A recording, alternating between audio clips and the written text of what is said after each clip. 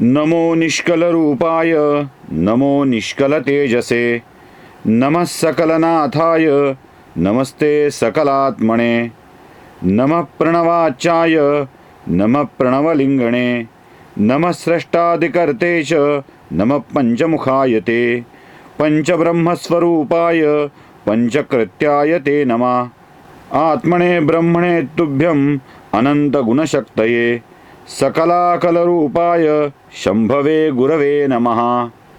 नमः पार्वतीपते हर हर महादेव। भूतलावर वज्रांग नावाचा एक दैत्य आणि या वज्रांग दैत्याची पत्नी वज्रांगी, या दोघांनी प्रचंड मोठी तपश्चर्या करून एक पराक्रमी पुत्र, एक असा बलशाली सशक्त पुत्र मागितला आहे की जो सर्वांना युद्धात जिंकू शकेल आणि ब्रह्मांडावरती आपलं राज्य स्थापन करू शकेल। तपश्चर्येचं फळ मिळतच, पापाचे परिणामही भोगावे लागतात आणि पुण्याचं फळ सुद्धा मिळतं, हे लक्षात ठेवा। गीतेमध्ये भगवंतांनी सांगितलंय ना, सगळ्या गोष्टी भोगायच्या आहेत, सगळ्या गोष्टी भोगायच्या आहेत। आणि लक्षात ठेवा, पाप आणि पुण्य या गोष्टी वाण्याच्या दुकानातील जमा नावे सारख्या नसतात।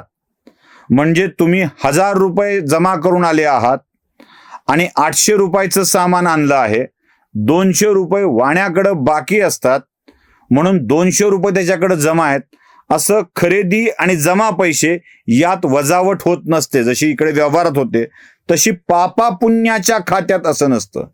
पापाची स्वतंत्र वही आहे, पुण्याची स्वतंत्र वही आहे। म्हणजे 10 पाप झालीत आणि 12 पुण्य झालीत म्हणून 10 पाप संपली आणि 2 पाप पुण्य शिल्लक असा हिशोब नसतो। 10 पाप केलीत, पापाचे परिणाम भोगायचे, 12 पुण्य केलीत, 12 पुण्याचं फळ मिळणार। 12 पुण्याच्या फळात एवढंच बरं असतं की पापात आलेलं दुःख, पापामुळं आलेलं दुःख जरासं सुसह्य होतं, एवढाच काय तो फरक, पण कमी जास्त होत नसतं। तसं वज्रांग दैत्य आणि वज्रांगी या त्याच्या पत्नीनं केलेल्या तपश्चर्येचं फळ म्हणून त्यांच्या पोटी एक पुत्र जन्माला येतो, त्याचं नाव तारक। हा तारक तारकासुर या नावानं प्रसिद्ध होतो। पुढे हा तारकासुर सुद्धा प्रचंड मोठी तपश्चर्या करतो, भगवान शिवाचीच, ब्रह्मदेवाची आणि शिवाची दोन्हीची। बहुतेक सगळे दैत्य शिवाचे उपासक आहेत, लक्षात ठेवा। शैव उपासकांनी लक्षात ठेवावं, सगळे दैत्य हे शिवाचे उपासक आहेत, ब्रह्मदेवाचे उपासक आहेत। ब्रह्मदेवाला प्रसन्न करून घेऊन आशीर्वाद घेतलाय किंवा शिवाला प्रसन्न करून घेऊन आशीर्वाद घेतलाय। महादेवाला प्रसन्न करून रावणाने आशीर्वाद घेतला होता, रावणाने वरदान मागितलं होतं आणि या वरदानाचा तोड म्हणून रामचंद्रांना जन्म घ्यावा लागला होता। शिवानी आशीर्वाद द्यावा आणि याचा तोड विष्णूंनी काढावा हे ठरलेलं आहे। त्यामुळं या सृष्टीच्या संचालनातला बॅलन्स असाच साधला जातो।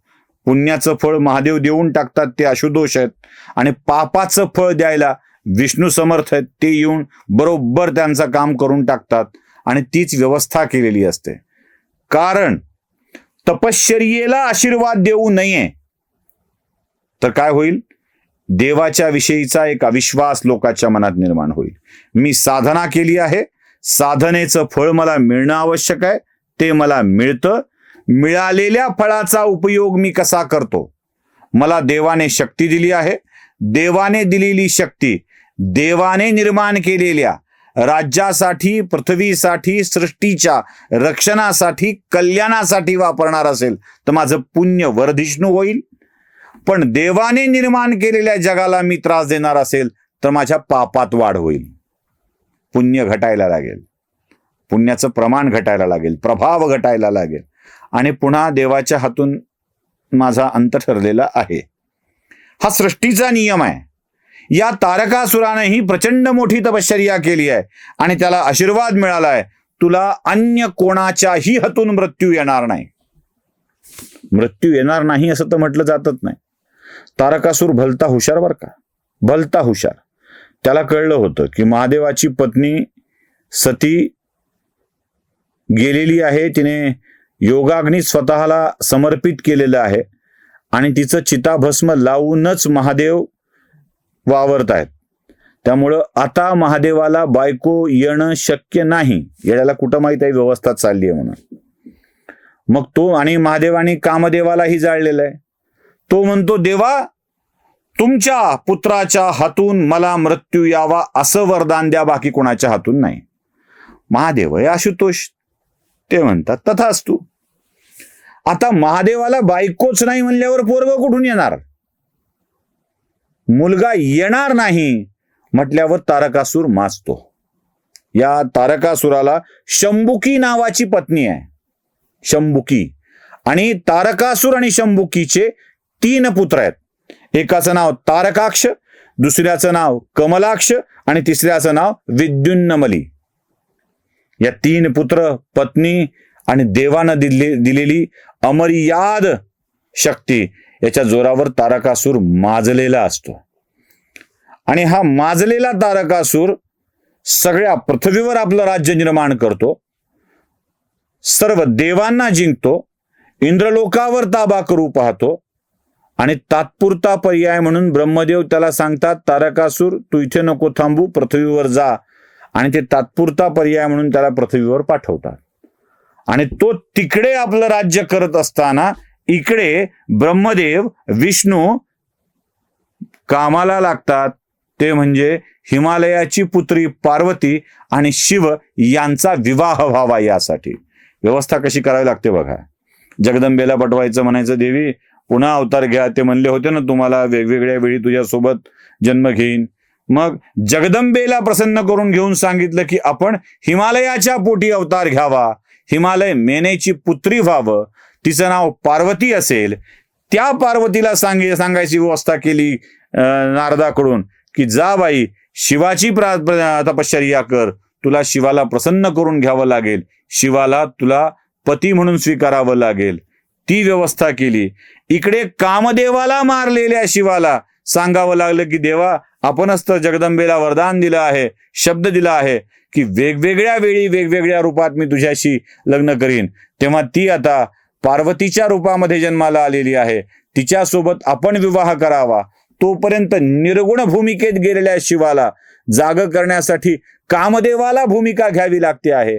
कामदेव जळून जातोय, हे सोपं आहे का?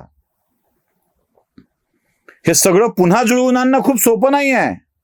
आणि ही सगळी व्यवस्था करावी लागली आहे का? तर देवाला पत्नी मिळावी. जो चाणाक्षपणा तारकासुरानं दाखवलेला आहे, जो चाणाक्षपणा तारकासुरानं दाखवलेला आहे, तोच चाणाक्षपणा देवाला देखील लावा लागणार आहे.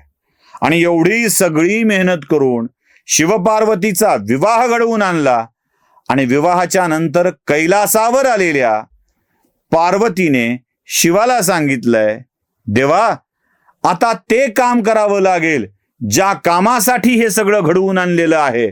ते कार्य, महान कार्य घडविणारा पुत्र आपल्याला जन्माला घालावा लागेल. होश बोलले असतील देव. बरं झालं, चला किमान पार्वतीच्या मनात ही भावना येणं आणि आता भगवान शिवानी आपल्या पुत्राला जन्म घालणं, या सगळ्याच्या वाह्यागळ्याची वाटच देव बघत होते. आणि मग कैलासावरती पार्वती आणि भगवान शिवाचा संसार फुलू लागलेला आहे. या संसाराच्या वेलीवर आता फळ लागणार आहे. कथा तिकडे सुरुवातीला विसरायचं नाही. प्रयागराज तीर्थक्षेत्रावर आलेल्या ब्राह्मणाला, आलेल्या ऋषींना तिथे कथा सांगितली जाते आहे. शौनकादी ऋषी ती कथा सांगतायत, ते साक्ष देत आहेत. ब्रह्मदेवाला नारद सांगतायत याची, आणि ते ब्रह्मदेवाला नारद सांगतायत, नारदा आणि कैलासावर एका दैदिप्यमान कुमाराचा जन्म होतो आहे. आता कुमार हा शब्द खूप महत्वाचा आहे. खरं तर कुमार कार्तिकेय यांचा जन्म तिथे होणार आहे. पण कुमार का म्हटलंय, ते कुमार कसे आहेत, या जन्मानंतर काय होत आहे आणि कधी युद्ध होत आहे, हे सगळं बघूया पुढच्या भागात. नमः पार्वती पते हर हर महादेव.